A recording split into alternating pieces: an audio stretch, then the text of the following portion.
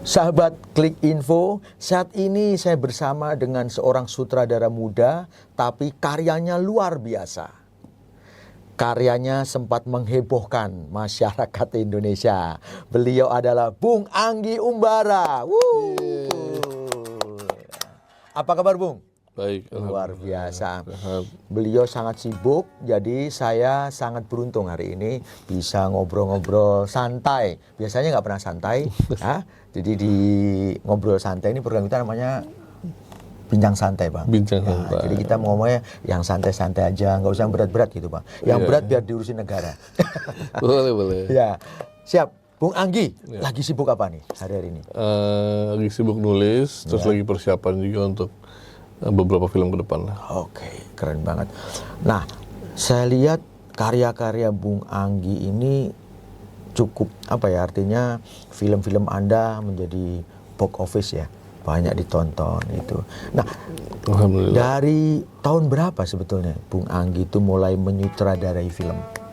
Kalau menyutradarai, kalau jadi sutradaranya, itu tahun 2000 atau 2000. Tahun 2000. 2001 ya, awal-awal tahun 2000 tuh jadi sutradara video klip. Video klipnya band saya sendiri. Purgatory. Video klip pertama, habis itu baru mulai ke yang lainnya, mulai ke Dewa, terus Agnes Monica, ada banyak lah dari Musika semuanya, Iwan Fals. Terus saya mulai jadi sutradara iklan tahun 2003-2004an lah. Habis itu bikin iklan banyak lah, sebuah ratusan brand lah gitu ya. Dari situ baru tahun 2010 mulai jadi director film, sutradara film. Film pertama disutradarai tahun 2010-an kayak mulai preparation dan syutingnya. Tayangnya tahun 2012. Nah, judulnya Mama Cake. Mama Cake, oke. Kalau dihitung dari tadi berapa tahun berapa? 2012 ya. 2012 sampai sekarang mulai 2024 ini sudah menghasilkan berapa film? Kalau film bioskop? Ya, film bioskop. 20-an ya. Kalau film digital ada 9, film series ini ada 4. Wow. Jadi 20 tambah 9 ya 29 tambah series 4, 33. Luar biasa. Anda bayangkan betapa sibuknya Bung Anggi Umbara ini, saudara ya. Jadi kalau ingin ngopi itu harus terjadwal, kira-kira gitu. Di tengah-tengah kesibukan menjadi seorang sutradara, Bung Anggi apa lagi nih? Saya lihat nih peralatan bandnya lengkap banget nih. Cerita dong, ini saya baru tahu loh, bener. Saya cuma tahu Bung Anggi seorang sutradara. Nggak ngerti loh, tiba-tiba main gitar. Jago loh, ya. Gimana ceritanya?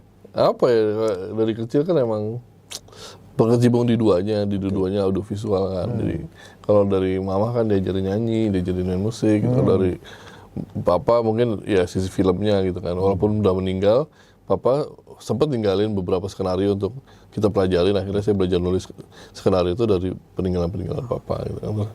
Itu mulai nulis skenario dari mulai SMP gitu kan. Terus mulai belajar musik juga dari SMP gitu kan. Terus yaudah jalanin dua-duanya. Kalau lagi bosen bikin film ya kita bikin musik. Kalau lagi bosen bikin musik, karena bikin musik kan industrinya nggak sebesar filmnya di sini ya. Jadi ya udah mungkin lebih ke hobi, senang-senang bikin musik gitu. Karena kalau mengeluarkan kepenatan dan segalanya itu di musik. Terus ya mencari nafkah dan bekerjanya di film gitu. Oke. Jadi memang di dalam tubuh dan jiwanya Bung Anggi ini mengalir banyak banget potensi. Bapaknya seorang penulis film, juga sutradara juga ya, mungkin pernah aktor juga, mamanya penyanyi, ya kan? Yang main musik juga ya, mungkin ada main musik. Coba kurang apa lagi nih? Paket lengkap, saudara, ya. Jadi ngobrol sama Bung Anggi nggak ada habisnya, ya. Nah, sekarang ini kalau dalam kegiatannya kan banyak ya, ada nulis, ada main sutradara, ada musik itu.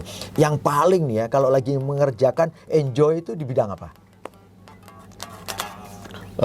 Dua-duanya ada sisi satisfaction-nya sih.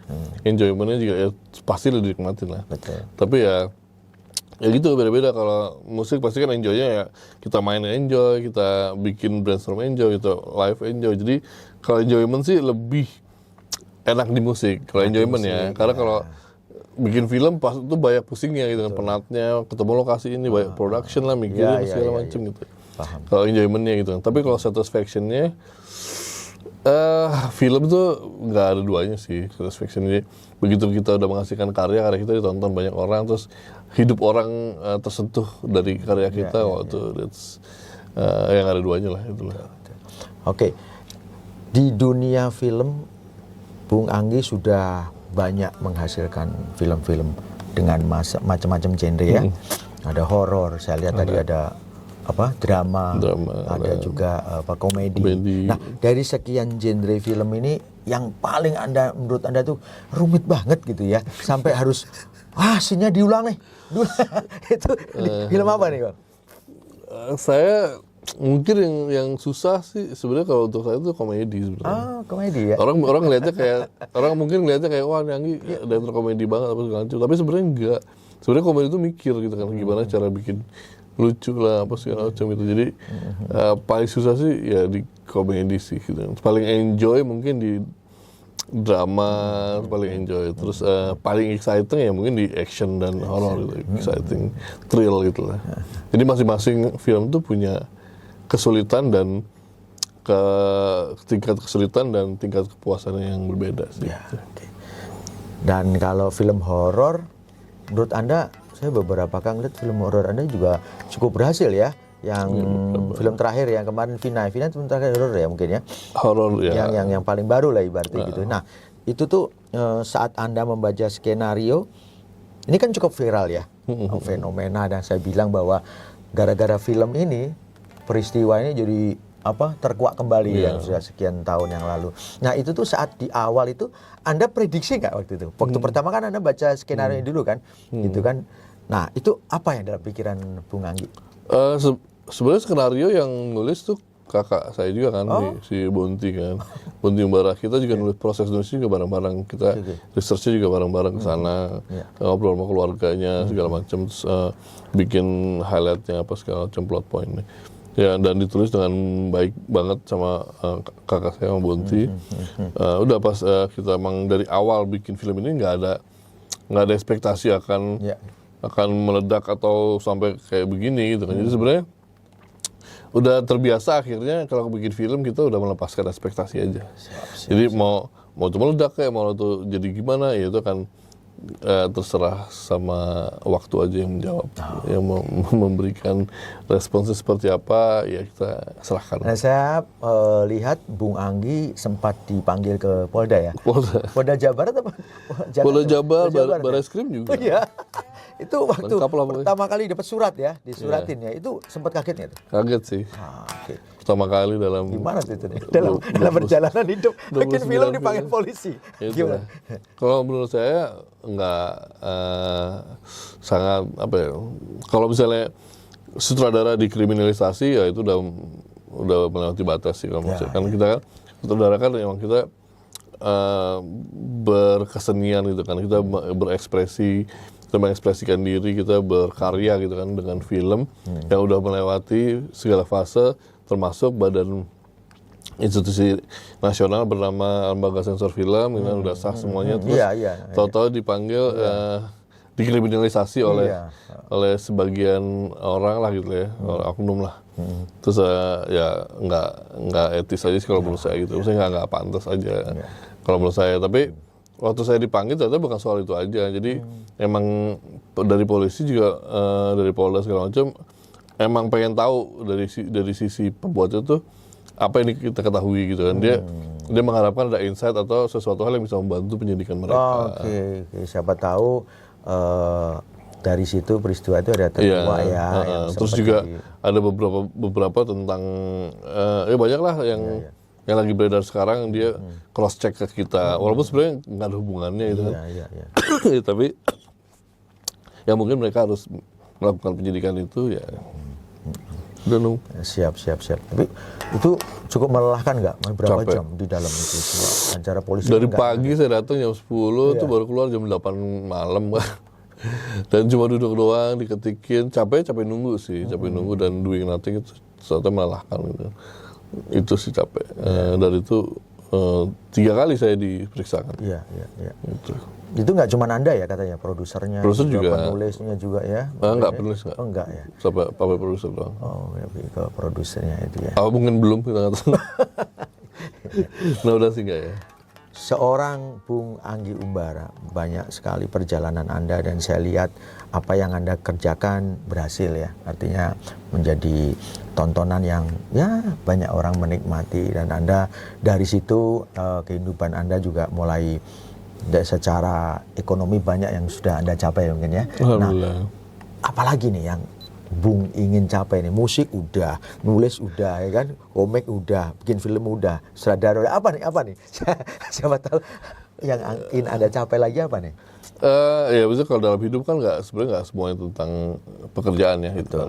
Kayak pencapaian kayak being a good father, menjadi ayah yang baik, menjadi suami yang baik, kayak gitu kan, tuh pencapaian yang nggak ada habis ya sebenarnya. Betul. Terus membuat film pun seperti itu, jadi besoknya akan membuat film yang lebih baik lagi gitu kan.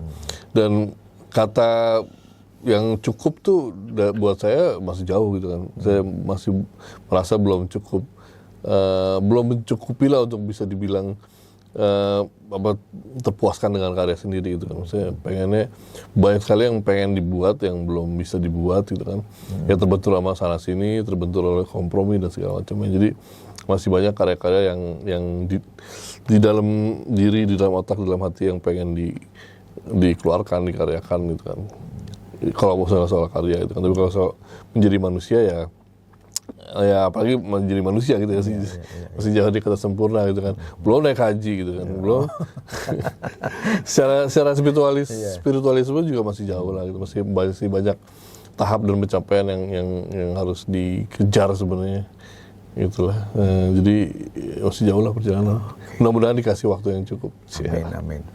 Anggi Umbara, seorang muda, saya bilang muda ya, tapi karyanya banyak. Nah, kita ingin tahu nih, sahabat Klik Info pengen tahu nih, ada moto-moto apa nih, prinsip-prinsip hidup apa yang bisa dibagikan, biar kita atau teman-teman tuh, waduh, bisa memberi semangat ya. Silakan Bu. Paling kalau lagi buntu atau lagi lagi stuck atau lagi emang depresi atau stres atau apapun yang bete atau apapun bentuknya gitu ya, namanya, ya akhirnya diingatkan kembali bahwa tugas kita apa sih di dunia ini gitu kan. Terus fungsi kita apa sih sebenarnya dan tujuan kita apa gitu kan. Ya selalu ingat 3 itu aja ya, tugas kita nggak lain ya ibadah gitu kan. Ibadahnya dalam bentuk apapun, mau kita senyum ke orang, kita berbuat baik, kita mencari nafkah apapun ya, itu kan bentuknya kan ibadah gitu kan. Fungsinya apa? Memberikan manfaat lah, memberikan manfaat sebanyak mungkin, menjadi orang yang berguna untuk lingkungan, untuk semuanya. Tujuannya apa ya? Bahagiaan dunia dan akhirat, sesimpel itu sih. Jadi itu yang ngedrive saya gitu kan, untuk selalu ingat baik lagi. Kalau udah mau gila gitu kan ya baik lagi gitu.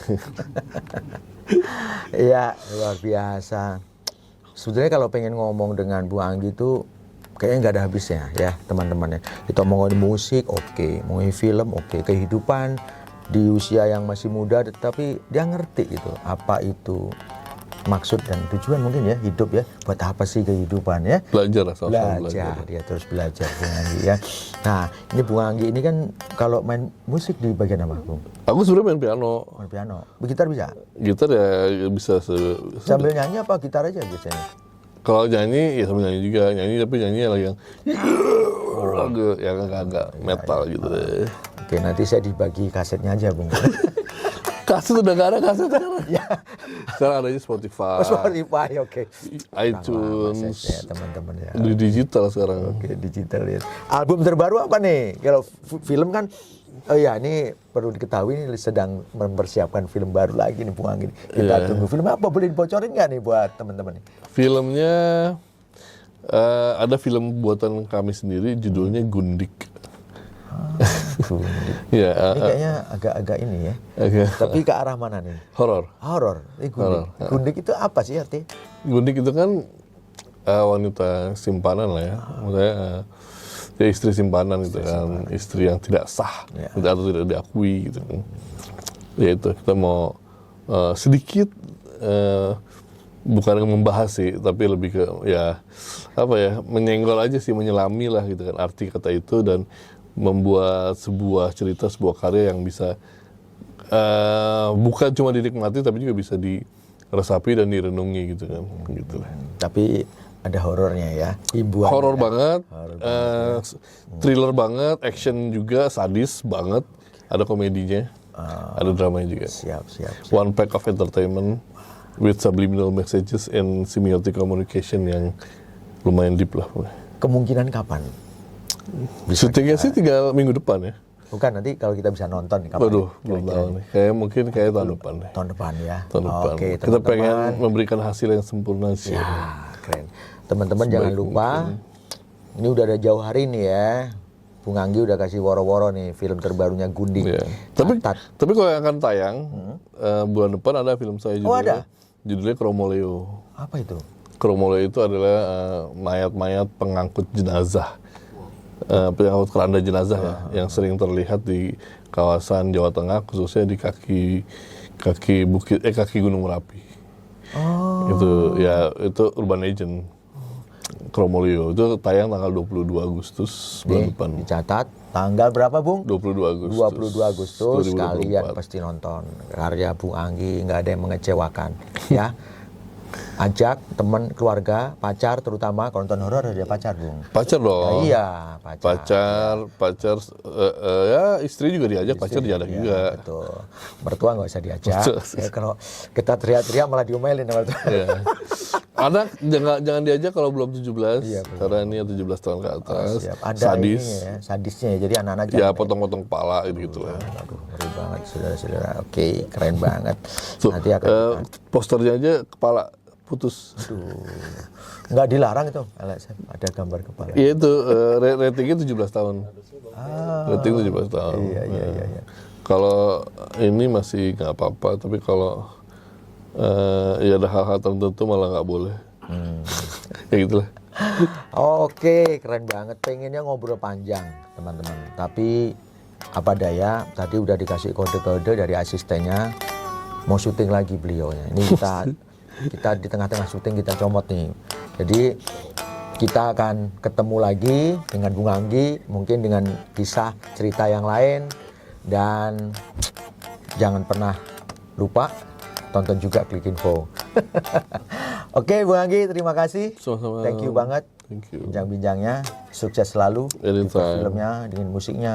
Jangan lupa keluarganya juga diperhatikan. Biasanya kalau banyakan di luar, jarang-jarang pulang. Ya kalau orang film kan gitu. Iya. Ngelihat anak bukan dari tingginya tapi dari panjangnya. Karena pas lagi berangkat masih tidur. Pulang udah tidur. Jadi nggak tambah panjang ya, bukan tambah tinggi ya, tambah panjang. Oke, terima kasih. Inilah Klik Info. Sampai jumpa dengan bincang-bincang tokoh-tokoh yang lain. Sampai ketemu.